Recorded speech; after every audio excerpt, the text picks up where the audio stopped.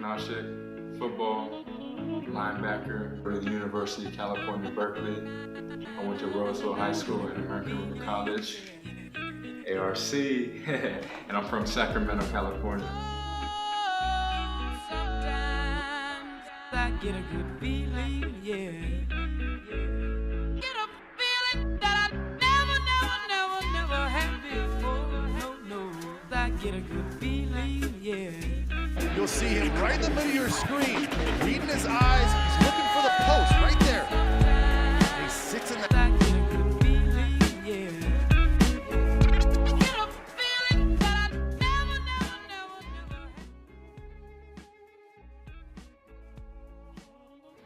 Yeah, so my journey started, I started playing football at 6 years old. I played for the Oakmont Junior Vikings for 2 years, my first 2 seasons. And football just, I don't want to say came natural, but it in a sense did. As soon as I started playing, I quickly started to be successful. And then throughout my Pop Warner career, it went really well. And then I got into high school, Roseville High School, and I was a little undersized. I was a late bloomer. So freshman year of high school, I was 5'4", 130 pounds. So I was pretty small. And the previous season, my 8th grade year, I played corner for my first time ever. I always played running back and linebacker. So switching to DB was a little different. But when I got to 9th grade, when I started playing freshman ball, my coach moved me back to linebacker. And freshman year went okay. There was actually, I didn't start every game. There was actually some games where I didn't play at all. And that was tough for me. Growing up, being that star player, football kind of just, it was never difficult. I was never sitting on the bench. And then to get to the point where I've been playing for 7 years before I got to high school, and then to not be able to play, it was tough. And I made a decision that next year that I was never gonna feel that way again. So I made sure that every single day I had weight room at 6 a.m. and I did not miss one day, and I made sure that I got better and I would never put myself in that position again. So my sophomore season, I ended up being team captain and then ended up being the defensive player of the year. And then junior and senior year went well, but I didn't have any offers. I always envisioned myself playing Division I football. Before my junior season, I just wanted to play football, but after my junior season, I realized that it was definitely tangible for me to achieve my dreams of playing Division I football, so I wasn't gonna settle for anything less than that. Like I said, I didn't have any Division I offers out of high school, and I started getting recruited by American River College, by Coach O. Coach O was helping out one of our offensive linemen, Colton Miller, who just actually got drafted in the first round by the Oakland Raiders. And Colton was a teammate of mine. And Coach O came to one of the games and he noticed me and said, "Hey, I've been watching film on Colton and you stood out too." And he's like, "We'd love to have you there. You come here, you take care of business, you'll be able to fulfill your dreams of playing Division I football." So from that moment when I met Coach O, I knew that if I was gonna go the JUCO route, I was gonna go to ARC. I went to ARC first season, ended up breaking my hand the first game of the year, so I ended up medical redshirting. And I started working with Coach Marshall on my mental skills. I started to set some goals. And I kid you not, every single goal that I wrote on a piece of paper, if I would have showed anybody before the season what these goals were, they would have laughed at me. I had literally every goal that you can imagine, from being All-American to Conference Defensive Player of the Year to signing a Division I scholarship of my dreams. And I wrote those down on paper, and I wrote those down in the spring. And by the end of the season, I almost checked off every single one of those boxes. And I got the opportunity to use 1 year of eligibility, and I got the opportunity to earn a scholarship to Cal, and that's where I am right now. And my journey has been really well here. As a sophomore, I didn't start, but I got significant playing time. As a junior, I ended up starting not every game, but most of the games. And I put myself in a position right now where I'm going to be leading this defense. I'm going to be a captain of this team, and I'm going to do everything I can to fulfill my dreams of playing at the next level.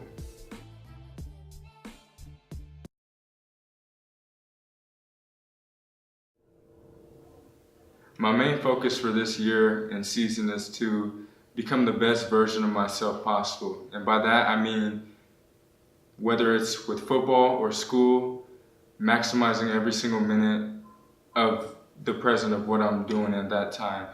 For me, I put myself in a position where this summer I'm taking my final class, and in the fall I'll be just mainly focusing on football and taking one class. So it's going to allow me to really immerse myself in watching film and becoming the best leader and the best teammate that I could possibly be. Some of my goals this year is, first and foremost, I want to win the Pac-12 championship, and I insist upon it. There's no doubt in my mind that we're gonna. So that's my number one goal. Above any individual accolade, I think for me it's the most important to win the Pac-12 championship. So that's my number one goal. Another goal that I have is I want to be the best leader / captain that has ever walked through these doors at the University of California.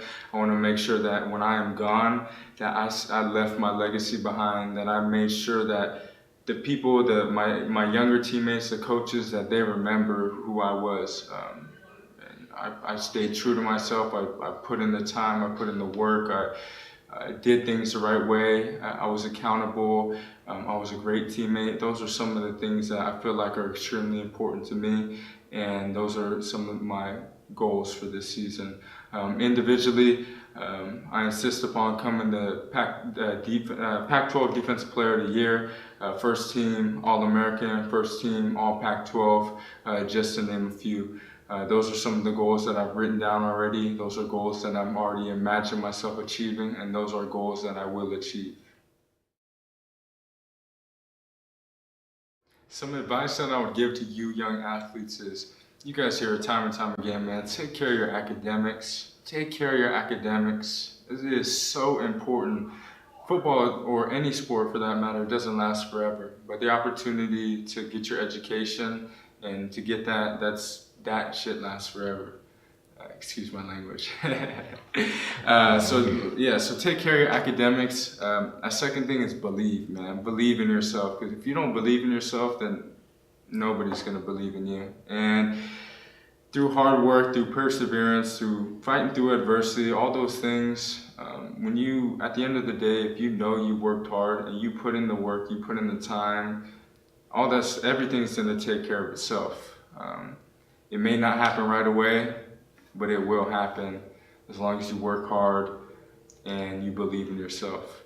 And lastly, I encourage all you young athletes to work on your mental skills, man. You could be training all you want. You could be on the field, putting in work, getting swole in the weight room, and all that stuff is great. That's going to make you a better football player. But if you're not there mentally, if you don't have these goals that you've set, if you don't have a vision for where you're trying to go, you're not maximizing your potential. You're not becoming the best version you could possibly become.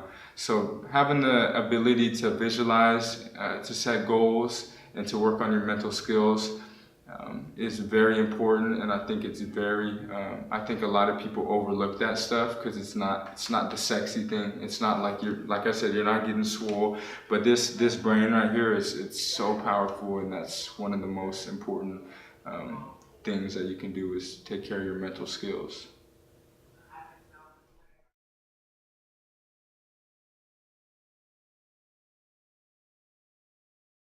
Mental skills are a couple things for me. First and foremost, I've mentioned it before, is vision. Having a vision for where you're going is a huge aspect of mental skills training. Also, imagery. So imagining yourself in whatever scenario you're in, imagine yourself doing what you intend to do. So for instance, for me, I play football, I play linebacker. So I envision myself several times a day making the play that I watch on film, or getting an interception, or forcing a fumble by punching the ball out. All those little things are stuff that fall under the category of imagery. And then lastly, the third component for me is goal setting. And that is just writing down your goals. What do you want to do? You got day-to-day goals of what are you trying to accomplish every single day, and then you have long-term goals of what are your outcome goals of the season, what are your practice goals of the day. Having those goals on paper is so important because you're ultimately working towards something. If you're just driving in a car and you have no destination, you'll be driving forever. But if you have a goal in mind, if you write it down on paper and make it tangible and if you ultimately believe in it, then you're setting yourself up for a good position to achieve that goal. And I just want to say real quick, man, that no goal is too big. Write it down. It's good. Like I said earlier, I wrote down so many goals that nobody would have thought I would have achieved, but I believed it and I put it on paper and I spoke it into existence, and it happened. So I encourage, those are some of the things that what mental skills are to me.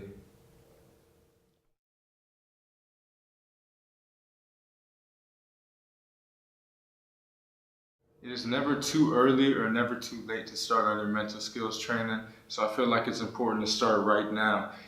Whether you're 6 years old, whether you're 30 years old, it doesn't matter. I think it's important that you take action now and you start your mental skills training. Because ultimately, like I said, if you want to become the best version of yourself possible, it's imperative and it's extremely important for you to start developing your mind.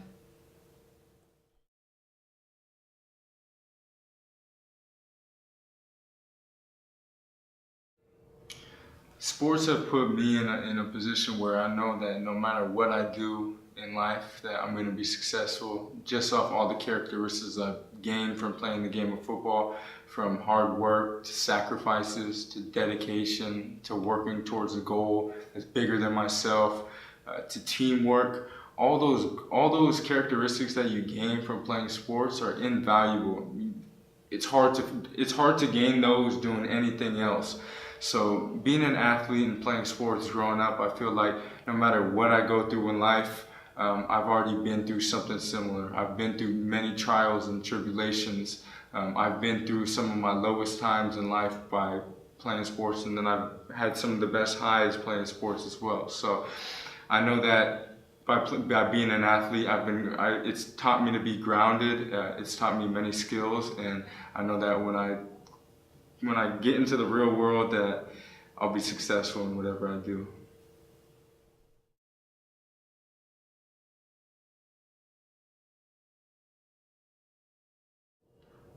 My experience with mental skills training with Coach Marshall has been amazing, just to say the least. Coach Marshall's always been there, and he has a passion for helping young athletes. He has a passion for helping individuals get the most out of themselves. So with Coach Marshall, like I said earlier, he's allowed me to get the most out of myself, and by goal setting, by imagery, by setting a vision, all those things are a credit to Coach Marshall. He showed me some of those things, and I worked with him and developed the skill of doing it not only with him but without him as well. So working with Coach Marshall, like I said, has been amazing. I'm very grateful for him, and he has great intentions to help everybody. So like I said, it's been an amazing time working with him.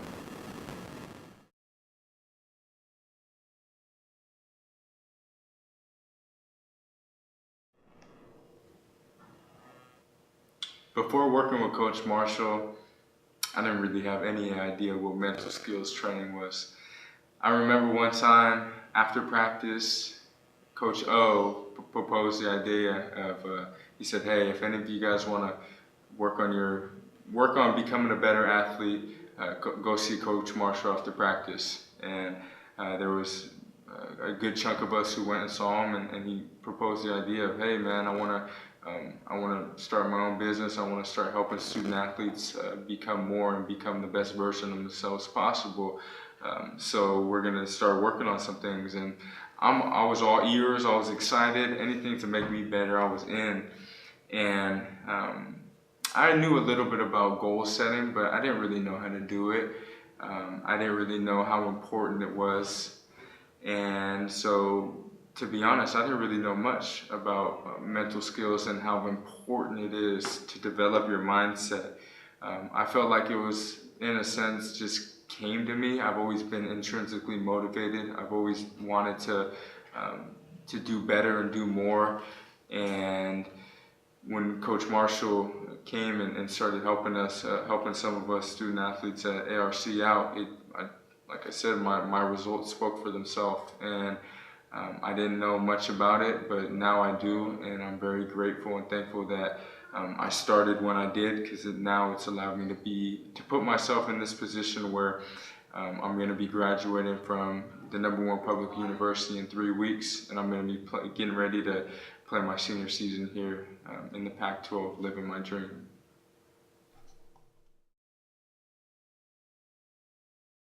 Some ways that I make sure that I stay on top of my mental skills training is when I develop a goal, I make sure that I revisit that goal. So, for instance, I set goals for spring ball.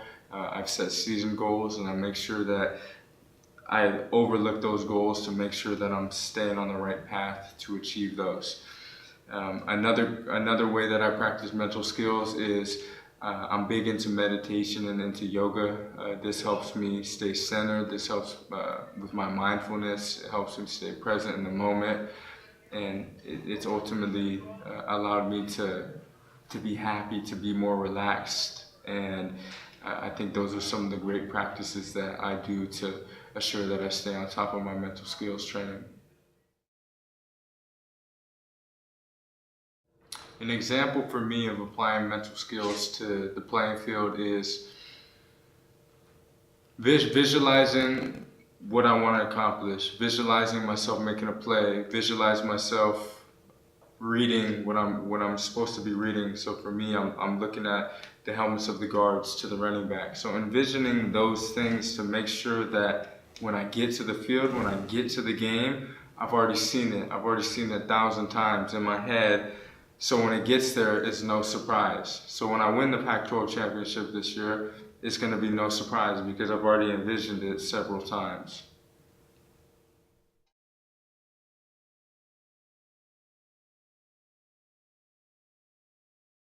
I definitely see a link between mental health and mental skills. And the link for me is definitely mindfulness. I think that mindfulness definitely helps in a lot of aspects of life. For instance, practicing yoga or meditation, putting yourself in these positive states, these states of excitement, these states of happiness.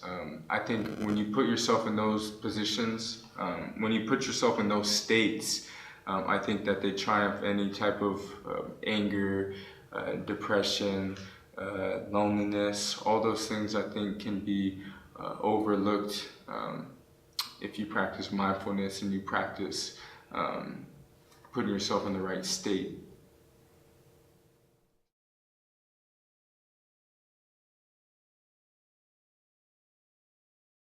The last thing I'd like to say is to you young athletes, to any athletes for that matter, is believe in yourself. Because like I said earlier, if you don't believe in yourself, nobody's going to believe in you. And it's so important to believe in yourself. It's so important to develop the right mindset. It's so important to set goals, to visualize. All those aspects are ultimately not only going to make you a better athlete, but they're going to make you a better person. So practicing those skills every day can ultimately allow you to become the best version of yourself possible. And ultimately, as a human, that's what you want. You want to grow. You want growth. You want development. And by developing the right mindset, I think that's how you achieve those.